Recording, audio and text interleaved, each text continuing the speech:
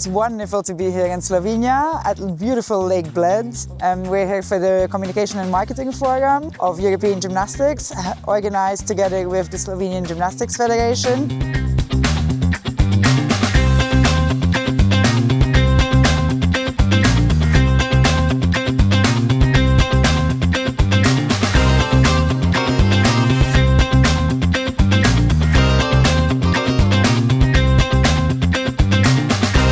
It's great to be here in Slovenia. It's my first European Gymnastics conference, so I'm really looking forward to connecting with all my peers across gymnastics and learning from one another.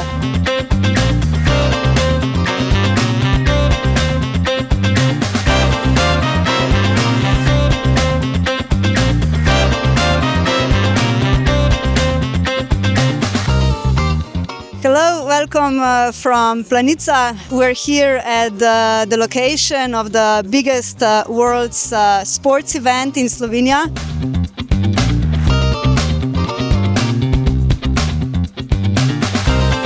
Second day, we are bringing in different partners that we work with and some professional athletes who have done a really good job of communicating who they are and actually communicating well.